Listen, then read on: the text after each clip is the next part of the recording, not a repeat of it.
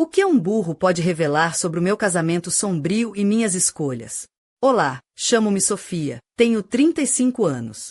Nunca imaginei que aquela noite na pequena aldeia de Pombal, onde vivemos, mudaria para sempre a minha vida.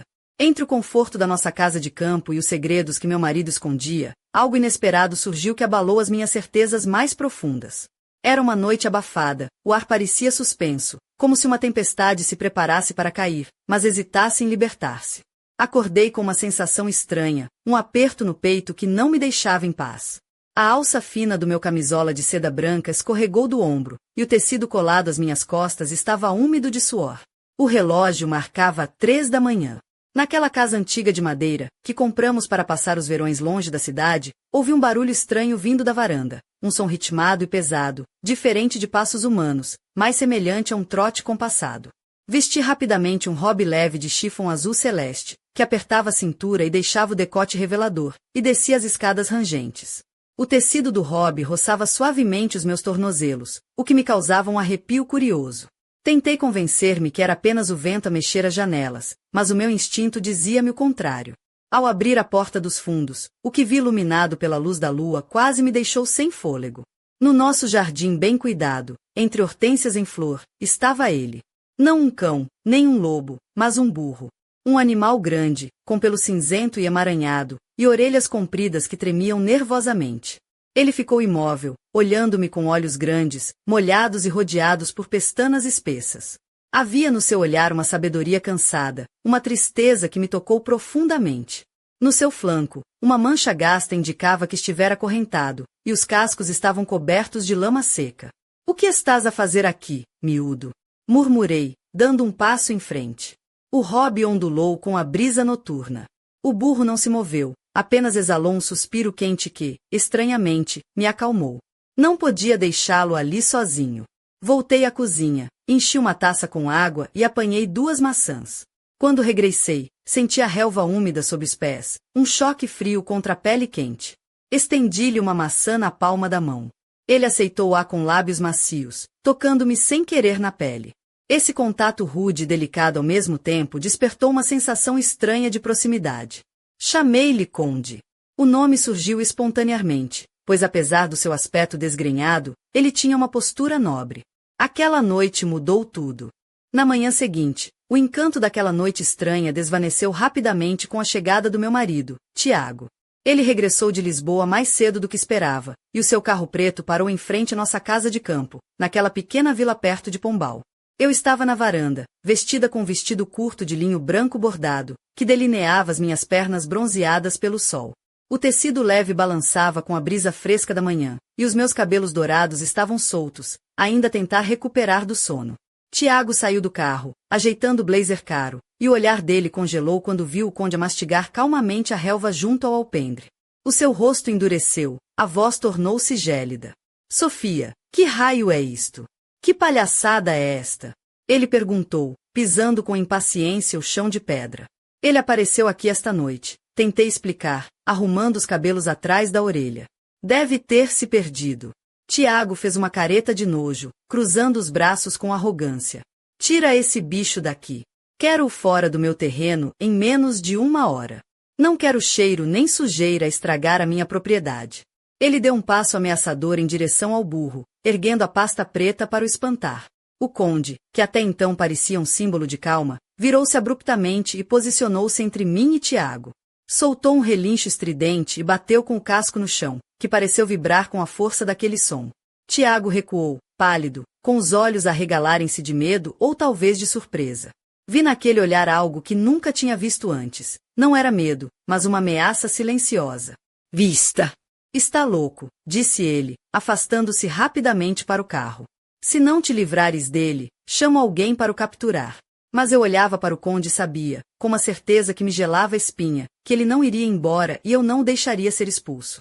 Foi naquele momento, pela primeira vez em anos de casamento, que senti que o conde sabia algo sobre Tiago que eu desconhecia. Algo que me assustava mais do que a presença repentina daquele burro na nossa casa. Enquanto Tiago largava o blazer numa cadeira, algo tilintou no bolso do casaco, e a minha atenção foi capturada por um brilho estranho. Com o coração a disparar, avistei o canto de uma embalagem brilhante, claramente não de cigarros, e um talão de uma loja de lingerie em Coimbra, uma cidade onde Tiago não tinha negócios. Aquele pequeno detalhe começou a revelar uma verdade que eu estava prestes a enfrentar, uma teia de mentiras que se estendia bem para além do que eu podia imaginar. A tensão instalou-se no ar, densa como a neblina que descia sobre a serra naquela manhã. Tiago ignorava o conde, mas eu sentia dentro de mim que algo estava prestes a explodir. Eu só não sabia ainda o quão profundo era o abismo em que estava prestes a cair. Os dias que se seguiram foram envoltos numa tensão quase palpável, como aquela neblina densa que desce sobre o Vale do Mondego nas manhãs frias de outono. Tiago evitava olhar para o conde, chamando-o de animal teimoso, como se assim pudesse apagar a sua presença incômoda da nossa vida. Mas dentro de mim, uma corda invisível esticava-se, prestes a arrebentar. Numa dessas manhãs, Tiago anunciou que teria que viajar a trabalho a Porto, e que provavelmente se atrasaria alguns dias. Enquanto ele tomava duche, limpando a poeira da estrada que trouxera consigo, eu sentava-me no quarto, diante do espelho grande, lentamente penteando os cabelos. Vestia um conjunto de lingerie preta de renda, com um hobby de cetim bordô que escorregava suavemente pelos meus quadris a cada movimento. De repente, ouvi um estrondo vindo da cozinha.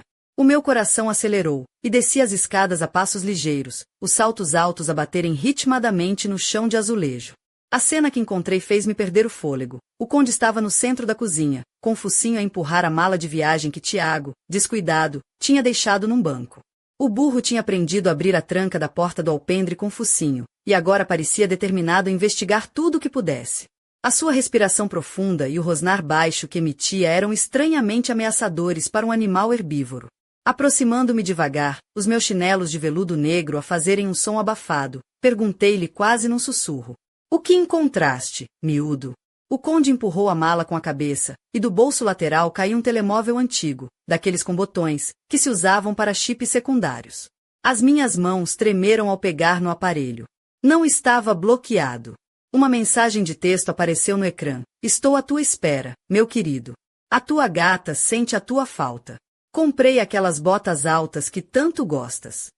A fotografia desfocada mostrava uma mulher jovem, loira, vestida com um conjunto de látex preto e botas de verniz, diante de um prédio que reconheci de imediato. Era um bairro residencial do Porto.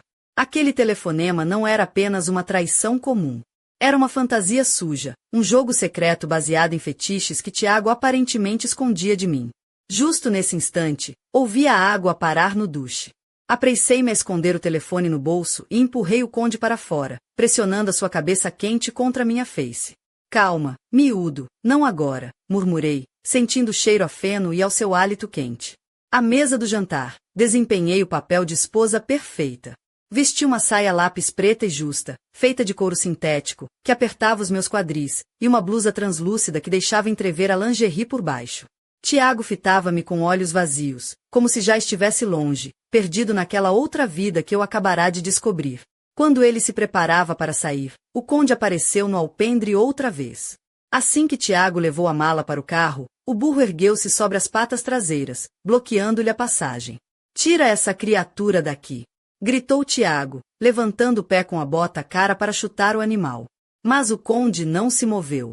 Em vez disso, abriu os dentes, mostrando uma boca cheia de dentes amarelos, pronto para morder.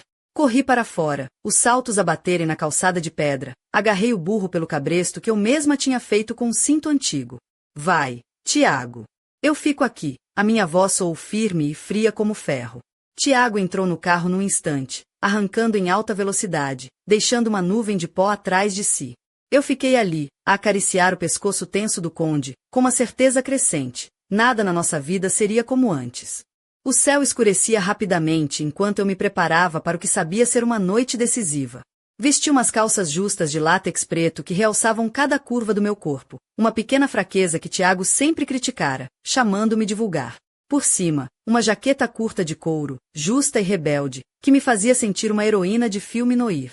Prendi o cabelo num rabo de cavalo apertado e calcei botas de combate, pesadas e rudes, contrastando com a minha silhueta feminina. O conde, inquieto e impaciente, colocou a cabeça entre os bancos dianteiros do meu SUV, o seu hálito quente a roçar o meu pescoço. O cheiro a feno misturava-se com o aroma caro de um perfume masculino no interior do carro. Partimos na direção da estrada nacional que liga Pombal a Viseu, sob a chuva forte que tamborilava no tejadilho do veículo, cada gota sincronizada com os batimentos acelerados do meu coração. Depois de quase 2 horas a conduzir, Tiago desviou-se da estrada principal para um caminho secundário, que nos levou a uma aldeia esquecida, perdida na fronteira entre o distrito de Viseu e o da Guarda. O ar era pesado, impregnado com um cheiro de terra molhada e madeira velha. O conde mal cabia no espaço da bagageira, com as costas dobradas, mas a sua cabeça pesada repousava entre os bancos da frente, transmitindo-me uma força inesperada. À nossa frente, a luz intermitente de um letreiro de neon anunciava um motel barato chamado Refúgio da Noite. O reflexo vermelho brilhava nas poças de água suja no chão, dando um ar de decadência ao local. O carro do Tiago estacionou ao lado de uma pequena cabana isolada, com uma varanda fechada e janelas embaciadas pela umidade. Desliguei o motor e puxei o capuz da jaqueta para proteger o rosto da chuva fina. Fica quieto, sussurrei ao conde, apertando-lhe o cabresto com firmeza. Caminhei até a cabana, os saltos das minhas botas afundarem-se na lama, o barulho abafado contrastando com o silêncio tenso da noite. Através da fresta da cortina, consegui espreitar o interior, onde uma cena me gelou o sangue. Tiago estava sentado num puff baixo, a camisa branca aberta no peito, mangas arregaçadas até os cotovelos, revelando braços manchados de algo escuro. Nas suas mãos segurava um microfone e um chicote longo, com a empunhadura entrelaçada. À sua frente, encostada numa poltrona profunda, estava a jovem loira da fotografia, vestida apenas com um hobby de seda aberto, que deixava ver umas meias pretas com liga. As suas botas de verniz de salto alto repousavam sobre as pernas de Tiago, que as acariciava com cuidado quase reverente. A sala estava decorada com tapetes vermelhos, molduras douradas e lustres antigos, um contraste chocante com o ambiente sombrio daquela reunião secreta. O olhar de Tiago, antes frio e distante, agora estava submisso e obsequioso, como um cão fiel perante a sua dona. Era uma cena de humilhação e poder, que me encheu de um misto de nojo e fascínio hipnótico. A mulher acariciava os cabelos dele com desdém, como se o elogiasse por um serviço bem feito. De repente, a porta da cabana abriu-se com estrondo, e 2 crianças entraram correndo, um rapaz e uma rapariga. A jovem loira fechou rapidamente o hobby, e Tiago levantou-se, pondo a máscara do pai exemplar, pegando nas crianças ao colo e rodando com elas, como se nada estivesse errado. Eu recuei, sentindo as lágrimas misturarem-se com a chuva no meu rosto. Foi neste momento que um peso forte me empurrou no ombro. Era o conde, que tinha saído do carro e me alcançado sem que eu percebesse. Ele estava alerta, as orelhas bem coladas à cabeça, olhando não para a janela, mas para a escuridão atrás da cabana, onde se viam as silhuetas dos armazéns abandonados. Do seu peito saía um rosnado baixo, vibrante e ameaçador. De repente, uma porta lateral abriu-se, e um homem vestido com roupa camuflada saiu, acendendo um cigarro. Não era Tiago. Provavelmente alguém da segurança ou do staff do local. Ele lançou algo para um caixote do lixo e voltou para dentro. O conde correu para o lado, quase derrubando-me, e enfiou o focinho no caixote, retirando com os dentes um colar de couro largo, pesado e com pontas metálicas, muito diferente dos que se usam para cães. Tinha um estranho símbolo em forma de ferradura invertida.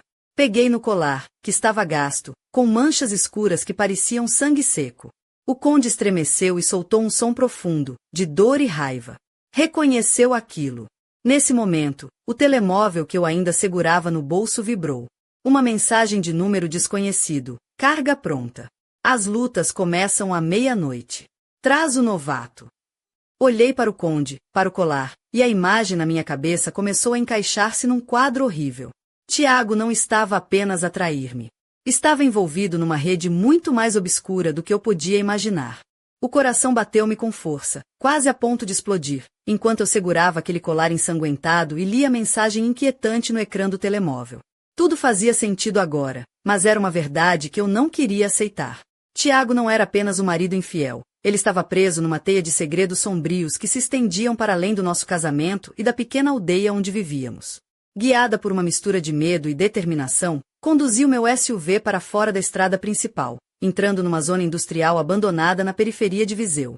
A chuva tinha parado, mas o ar continuava pesado e frio, e o cheiro de ferrugem e terra molhada impregnava o ambiente. Ali, entre armazéns degradados e cercas de arame farpado, avistei uma grande estrutura metálica, um antigo hangar soviético, meio caído, com portas enferrujadas que rangiam ao menor toque.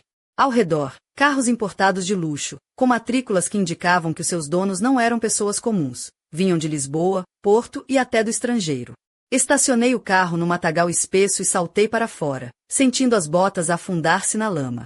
O conde estava alerta, as orelhas em constante movimento, captando cada som. O seu focinho quente repousava no meu ombro, transmitindo-me uma força inesperada. Desci do carro com o corpo envolto num fato preto justo de elastano mate, que me moldava como uma segunda pele, destacando a cintura e as ancas. O cabelo estava preso num rabo de cavalo apertado, a máscara negra escondia metade do meu rosto, protegendo a minha identidade naquela noite de segredos perigosos.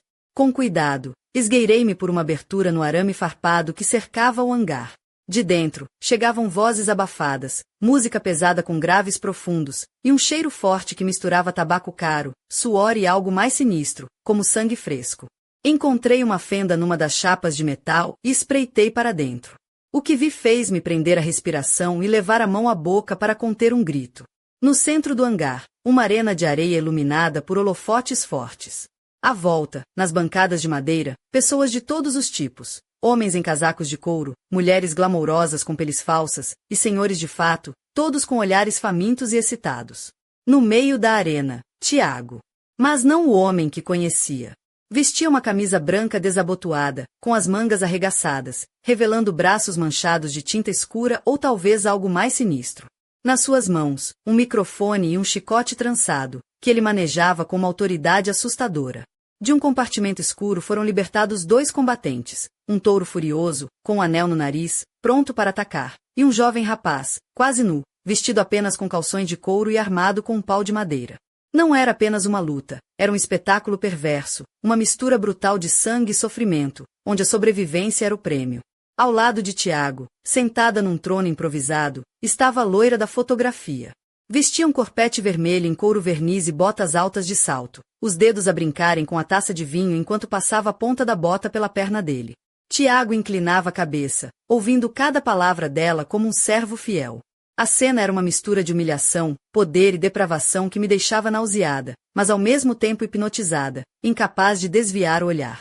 De repente, o conde emitiu um som parecido com uma trombeta, reconhecendo aquele lugar. Era o seu inferno. Num movimento inesperado, saltou para dentro da arena, ultrapassando a barreira com uma graça impossível para um animal do seu tamanho. O silêncio caiu abruptamente. Centenas de olhos fixaram-se em mim e no enorme burro que me acompanhava. O holofote iluminava-nos, denunciando a presença inesperada. Tiago segurou o microfone, a sua voz tremia, e eu sabia que o jogo tinha mudado para sempre. Eu estava no centro do maior pesadelo da minha vida, e o show apenas começava. Fiquei paralisada no meio da arena, o olhar de centenas de pessoas a queimar-me como chamas invisíveis. O conde, imponente ao meu lado, parecia um guardião feroz, a pulsar força e proteção em cada músculo. Sentia o seu coração a bater tão intensamente que quase podia ouvir ecoar no silêncio tenso que se instalara. Tiago encarou-nos, o seu rosto uma máscara de fúria contida, mas também de medo. A voz dele saiu trêmula pelo microfone, mas carregada de ameaça. Vocês não fazem ideia do que estão a provocar. De repente, a música cessou e o público ficou em silêncio absoluto, como se o ar tivesse sido sugado para fora daquela sala pesada. O conde, em alerta máximo, encarava Tiago com olhos que brilhavam de uma inteligência quase humana. Naquele momento, percebi que o burro não era apenas um animal perdido, mas um símbolo, um guardião da verdade que eu só começava a desvendar. O ambiente tornou-se sufocante, como se os muros do hangar se fechassem lentamente, comprimindo-nos num pesadelo que não podia escapar. Pensei em todas as vezes que fechei os olhos para as mentiras, nas noites em que escolhi ignorar os sinais, e no quanto a minha vida tinha sido uma construção de ilusões frágeis. Enquanto observava Tiago, recordei as suas expressões, as suas atitudes, as pequenas contradições que nunca quisera confrontar. Agora, tudo fazia sentido, o seu distanciamento, os segredos, as viagens inexplicáveis, e aquela ligação obscura com aquele mundo sombrio que parecia sugar-lhe a alma. A minha mente fervilhava de perguntas e possibilidades. Como teria sido possível ele esconder tanto? Será que havia uma saída para nós? Poderia o conde, com a sua presença imponente, ser a chave para quebrar aquele ciclo de dor e traição? Mesmo com o medo a apertar o peito, senti uma onda de coragem a crescer em mim. Se Tiago pensava que me podia controlar, subestimava a força que tinha dentro. O burro, com a sua calma feroz, era o meu aliado inesperado, e juntos estávamos prontos para enfrentar o que viesse. Mas antes que pudesse dar um passo, as portas do hangar começaram a render, anunciando a chegada de reforços. 4 homens fortes, vestidos de preto, entraram lentamente, batendo com bastões nas mãos, formando um círculo ao nosso redor. O jogo estava a ficar mais perigoso. Tiago lançou-me um olhar carregado de ódio e desprezo, como se eu fosse a culpada de tudo. As palavras dele cortaram o silêncio. Cometeu um erro grande demais, Sofia. Agora és parte deste espetáculo. O chicote estalou no ar, o som seco e ameaçador, e senti o peso da armadilha fechar-se. O conde enrijeceu, pronto para proteger, enquanto eu ajustava a máscara, sentindo a adrenalina transformar o medo em determinação.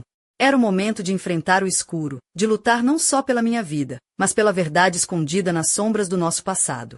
Nada seria como antes. A noite prometia ser longa, e esta batalha só estava a começar.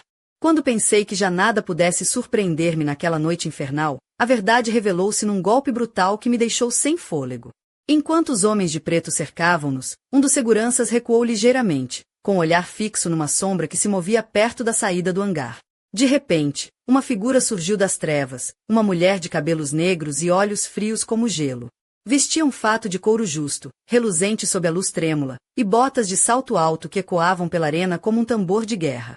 A sua presença dominava o espaço, e o murmúrio no público transformou-se num sussurro ansioso e temeroso. Tiago levantou-se de imediato, a sua expressão entre surpresa e respeito.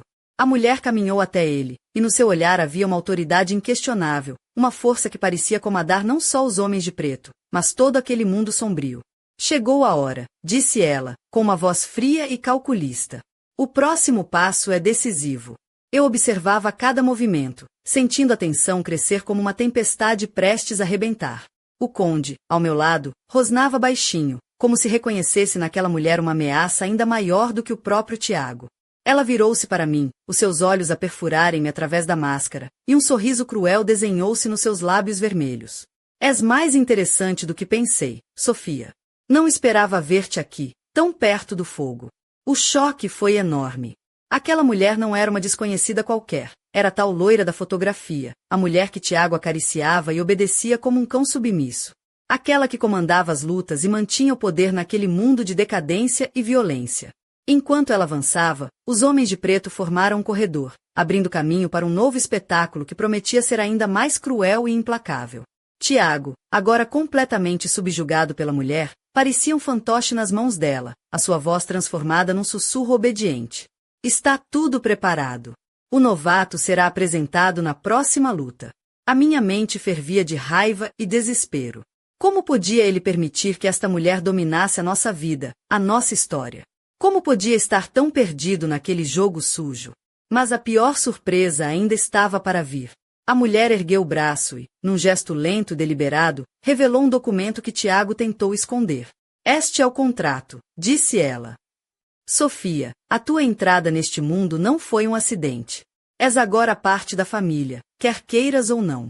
O documento mostrava assinaturas, cláusulas e um pacto sombrio que me ligava àquele inferno mais do que eu podia imaginar. Tiago tinha me envolvido numa rede de segredos e mentiras, e agora eu estava presa, sem saída aparente.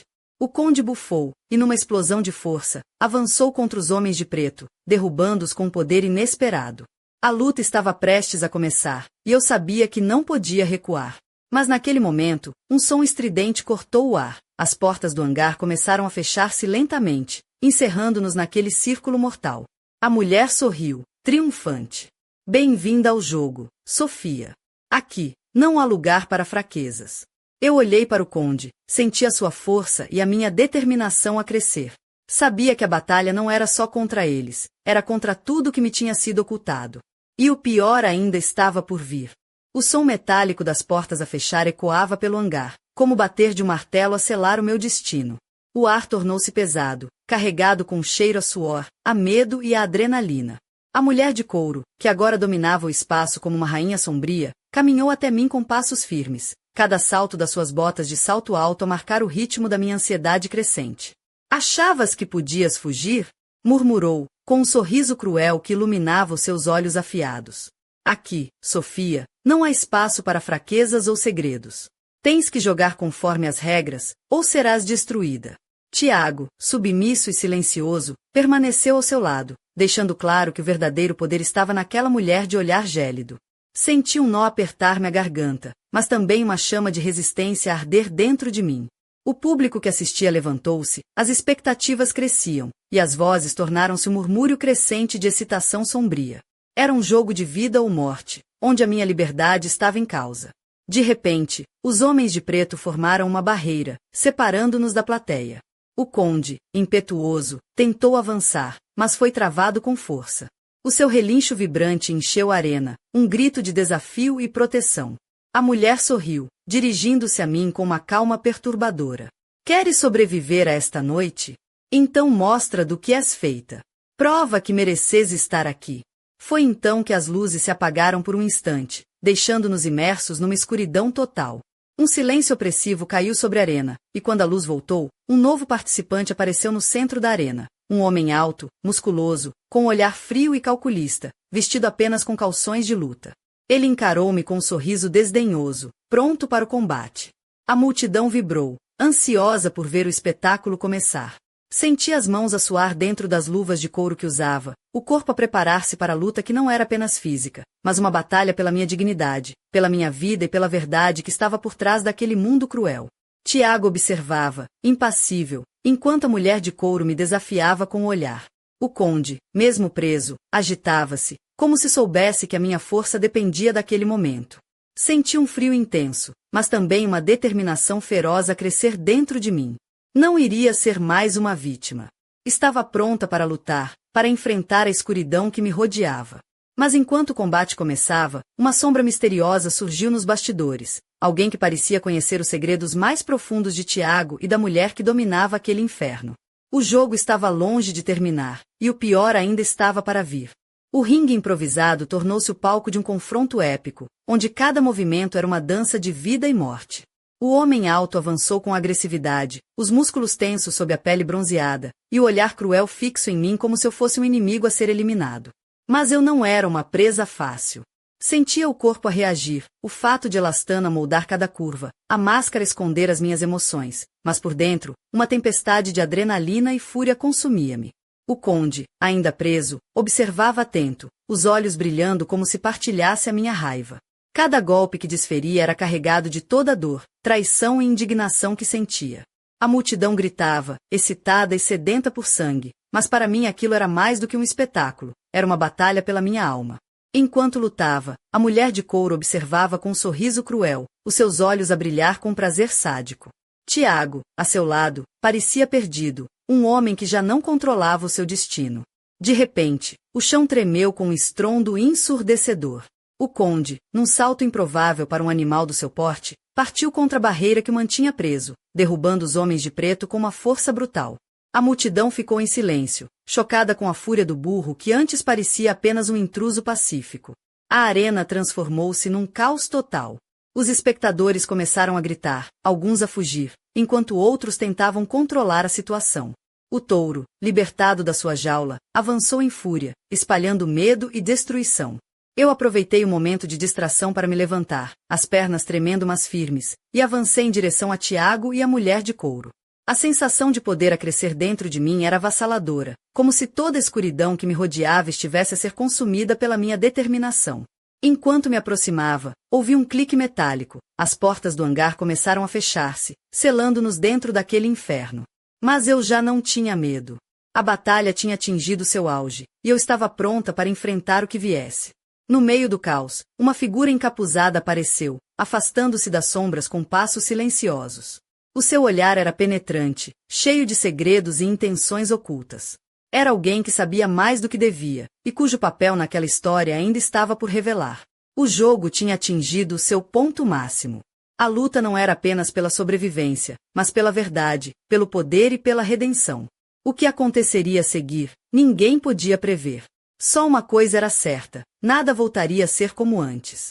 O silêncio que se seguiu ao caos foi quase ensurdecedor, como se o mundo tivesse prendido a respiração antes do próximo movimento fatal. Eu estava no centro da arena, o corpo ainda a arder com a adrenalina da luta, os olhos fixos naquela figura encapuzada que agora avançava lentamente, emergindo das sombras como um espectro do passado. O conde, ao meu lado, rosnava baixinho, os músculos tensos como cordas de aço, pronto para qualquer ameaça. A multidão, que antes vibrava com a violência e o caos, agora permanecia imóvel, hipnotizada pelo silêncio e pela tensão que pairava no ar. A figura encapuzada tirou lentamente o capuz, revelando um rosto que eu jamais esperaria ver, uma mulher, mas não qualquer mulher. Era alguém ligado ao meu passado, uma sombra esquecida que trazia consigo segredos enterrados e promessas de vingança. Os seus olhos encontraram os meus com uma intensidade que me fez tremer por dentro. Sem dizer uma palavra, ela estendeu a mão, entregando-me um envelope selado, pesado e frio como a verdade que continha. Tiago, ainda ajoelhado, olhava para nós com um misto de raiva e desespero, percebendo que o seu reino de mentiras estava a desmoronar-se diante dos seus olhos. A mulher de couro, agora visivelmente abalada, recuou, percebendo que o jogo tinha mudado para sempre. Eu abri o envelope com mãos trêmulas, e dentro encontrei documentos, fotografias e mensagens que confirmavam tudo o que eu temia. A ligação de Tiago a uma rede de corrupção, traição e segredos que iam muito além da nossa vida pessoal, envolvendo pessoas poderosas e perigosas. Naquele momento, compreendi que não era apenas uma esposa traída, mas uma peça num tabuleiro de xadrez muito maior. O conde aproximou-se, encostando a cabeça ao meu ombro, como se dissesse que não estava sozinha nesta luta. O som distante de sirenes começou a ecoar, sinais de que a polícia, ou talvez algo ainda mais sinistro, estava a caminho. Eu olhei para o horizonte, para o céu que começava a clarear com a promessa de um novo dia, mas dentro de mim sabia que a verdadeira batalha estava apenas a começar. Com o coração pesado, mas a mente clara, apertei o envelope contra o peito e sussurrei. Isto é só o começo.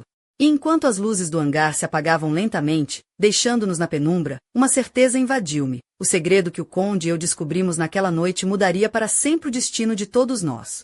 A história ainda não terminou.